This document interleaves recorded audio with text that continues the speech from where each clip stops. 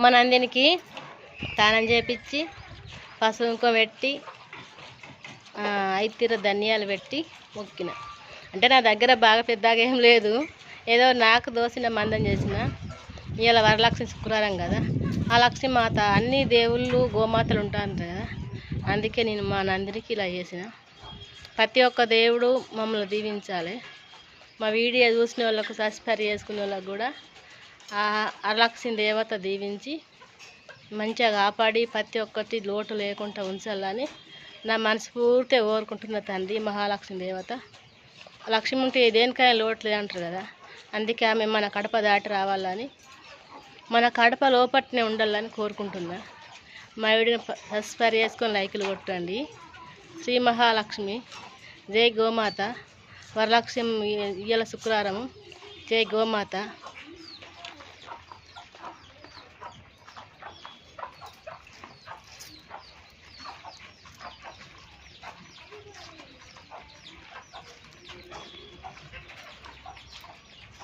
ఇంకొకటి గుడి ఉన్నది, దీన్ని ఎందుకు చేస్తున్నా అంటే ఇది బాగా కష్టపడ్డది పాపం, 20 రోజులు ఇవ్వకుండా కష్టపడ్డది కాబట్టి వరలక్ష్మి రథముకు అది మా నందిని పాల్గొనాలి, రావాలి, పొత్తుకు రావాలని నా ఆశ తీర్చింది ఆ మహాలక్ష్మి దేవత.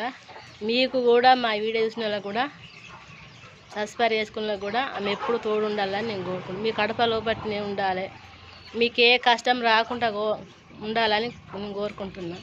నేను కాదు, మా నందినే కోరుకుంటుంది. సబ్స్క్రైబ్ చేసుకోండి, చూడండి.